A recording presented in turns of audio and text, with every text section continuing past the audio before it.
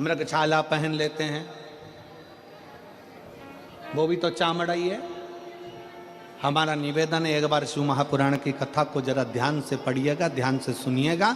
शिव महापुराण की कथा में वर्णन आता है, ये गजासुर, ये मृगछाला भगवान जो अपने शरीर पर धारण करे हैं, ये कोई साधारण नहीं है। उस मृगछाला को धारण करने वाले उस जीव से पूछो कि उसने भगवान की कितनी भक्ति करी होगी।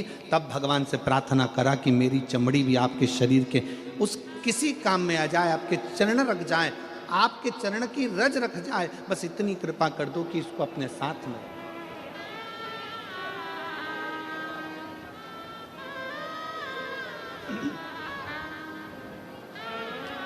महाराज,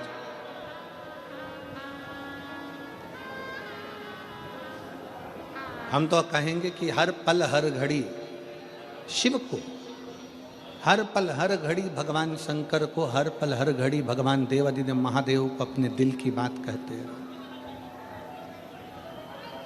अपने मन की बात कहते हैं।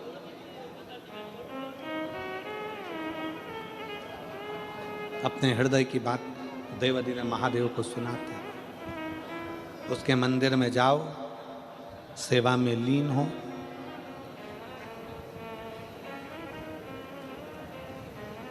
एक कथा आती है शिव महापुराण में, एक कनक कुंडला नाम की एक अप्सरा थी, जिसका नाम था कनक कुंडला। बहुत सुंदर अप्सरा थी, बहुत सुंदर।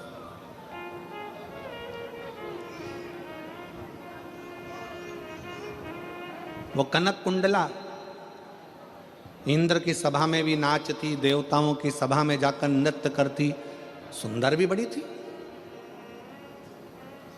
उसके शरीर का, उसका चेहरे का आकर्षण खींच लेता था।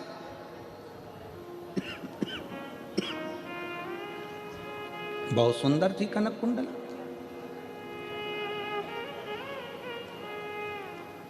कनक कुंडला के मन में एक भाव था, मैं इंद्र की सभा में नाची हूं, मैं देवताओं की सभा में नाची हूं, मैं सारे देवों की सभा में नाची हूं, मैं सारे देवों को आसक्त कर लेती हूं अपने नृत्य से, अपने गान से, अपनी विद्या से। केवल एक की सभा में नहीं नाची और एक की सभा में नहीं पहुंची। देवताओं की सभा में तो पहुंची, पर देवों का भी जो देव है वो महादेव की सभा में आज तक में जाकर नाची नहीं। महादेव की सभा में आज तक नहीं नाची। अब उस कनक कुंडला को कौन समझाए? तुमरुका जी ने एक बार प्रश्न किया था भगवान शंकर से कि प्रभु, सारी दुनिया में लोग नृत्य करते हैं, सारी दुनिया में लोग नाचते हैं, कूदते हैं, बहुत बहुत नृत्य करते हैं। देव ऋषि नारद भी चारों तरफ घूम घूम कर श्रीमन नारायण गायन करता है, नाचते हैं, श्रीमन नारायण स्मरण करते हैं। पर हे देवादिदेव महादेव, आपकी सभा में, आपकी साक्षी में, आपके सामने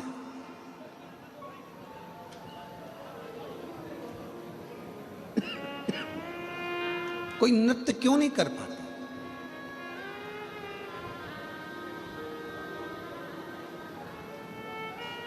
आपके सम्मुख में देवादिदेव महादेव की साक्षी में कोई नृत्य क्यों नहीं कर पाता?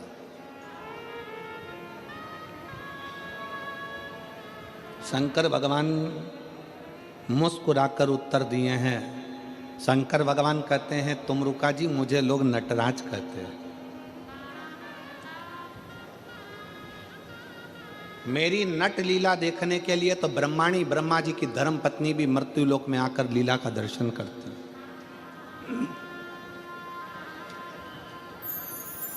और सुनो तुमरुका जी, मेरे सम्मुख में नाचने के लिए कोई अप्सरा की जरूरत नहीं होती। मेरी सभा में केवल नृत्य, भजन, कीर्तन करने के लिए जो दिल की अप्सरा हो, जो मन से पवित्र हो, जो चित्तवृत्ति से पवित्र हो, जो हृदय से पवित्र हो, उसकी जरूरत होती है। जरूरत उसकी है।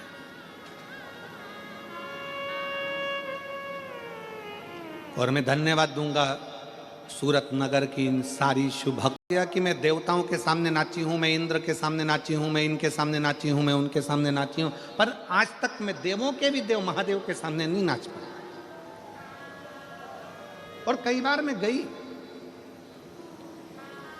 ऐसा नहीं है कि कनक कुंडला नहीं गई है शंकर जी के सामने नृत्य करने के लिए। कनक कुंडला कई बार गई, पर कनक कुंडला जब नृत्य करने के लिए सामने जाती थी तो देवाधिदेव महादेव समाधि में लीन रहते, समाधि में।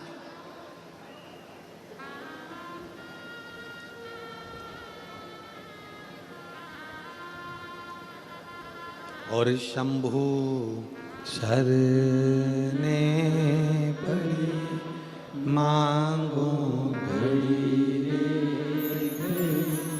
दुख काटो दया करी दर्शन आपो शंभु शरणे पड़ी मांगो घड़ी रे घड़ी दुख काटो दया करी दर्शन आपो।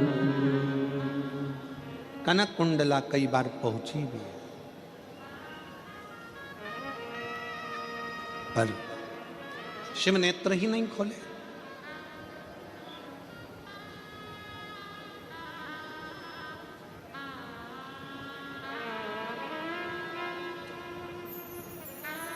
आप में से कितने लोग हैं जिन्होंने कभी जिंदगी में एक आध बार शंकर जी के मंदिर में दिया लगाया हो?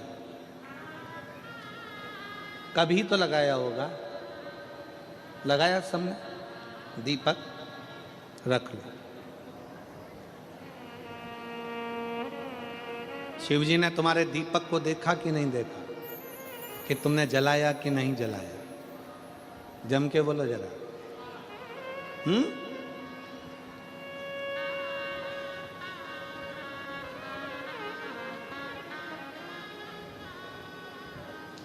तुमने दिया लगाया, दीपक जलाया, शंकर जी ने देखा कि नहीं देखा?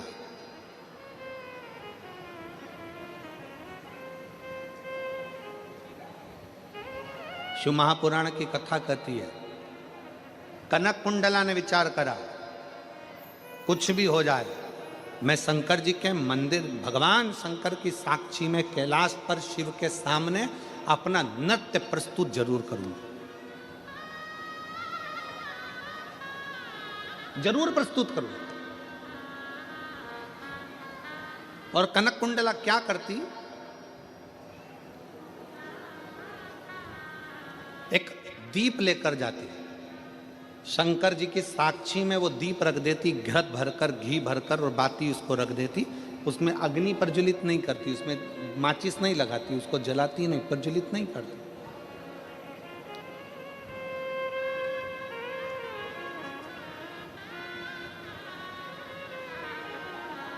और कनक कुंडला अपने नृत्य को प्रस्तुत करने लगती। आज कनक कुंडला ने भगवान शंकर से प्रार्थना करी कि मैं आपको नृत्य दिखाने के लिए नहीं आई हूँ, मैं तो केवल आपका दर्शन करने के लिए आई हूँ। भोले बाबा, मेरे शरीर को दिखाने के लिए, मेरे स्वरूप को दिखाने के लिए नहीं आई हूँ, आपके चरण की रज पाने के लिए आई हूँ। मेरे भोले बाबा, अगर आज मेरा नृत्य करते करते ये दीप अपने आप जल जाए तो मैं समझूं कि मेरे शंकर ने भले मुझे नहीं देखा, पर दीप के माध्यम से मुझे बता दिया कि मैं तेरे नृत्य को स्वीकार करता। एक दिन निकल गया, 2 दिन निकल गया, 3 दिन निकल गया, 4 दिन निकल गया, 5 दिन निकल गया, 5 महीने निकल गए, 5 वर्ष निकल गए, 50 वर्ष निकल गए, 100 वर्ष निकल गए, 5000 वर्ष निकल गए और कनक कुंडला अपने नृत्य को करती रही दीप लगा, दीप रखा।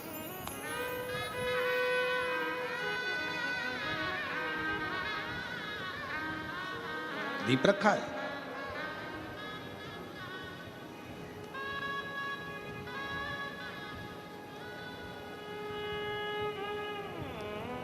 तभी एक रत्नभद्र नाम का एक यक्ष आया, और रत्नभद्र नाम का यक्ष आया, पृथ्वी पर भ्रमण करता रत्नभद्र नाम का यक्ष कैलाश के नजदीक में शिव की आराधना करने के लिए, तुरंत शंकर की आराधना करने के लिए बैठ गया। शिव की आराधना करने रत्नभद्र बैठा, और यक्ष ने करा क्या, जैसे ही शंकर जी की आराधना करने के लिए बैठा, थोड़ी सी रज उठाकर, माटी उठाकर, थोड़ी सी धूल उठाकर, थोड़ा सा जल उठाकर उसने एक शिवलिंग का, पार्थिव शिवलिंग का निर्माण किया, और पार्थिव शिवलिंग का निर्माण कर उस पार्थिव शिवलिंग की पूजन करना प्रारंभ करी। जैसे ही पूजन करना प्रारंभ करी, हवा का एक झोंका लगा, और झोंका लगते ही उसमें से कुछ पूजन का साहित्य कनक कुंडला के शरीर पर जाकर लग गया। इतनी देर में तो दीप प्रज्वलित हो गया, इतनी देर में दीप प्रज्वलित हो गए। कनक कुंडला ने जैसे ही दीप को देखा, दीप जल चुका था। 5000 वर्ष निकल गए कनक कुंडला को नाचते नाचते, पर भगवान उस दीप को नहीं जलाए थे।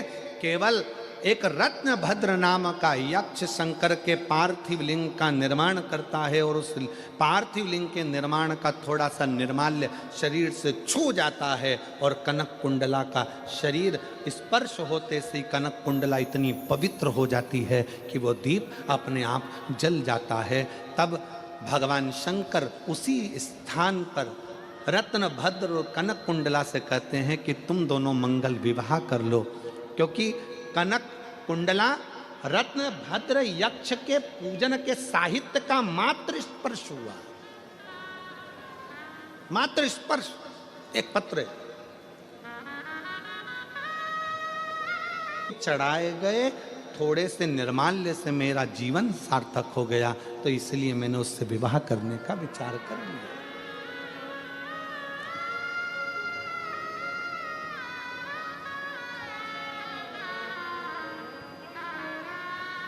मेरा बेटियों से निवेदन है, आप विवाह करो, मना नहीं है, पर विवाह करते समय इतना जरूर देखना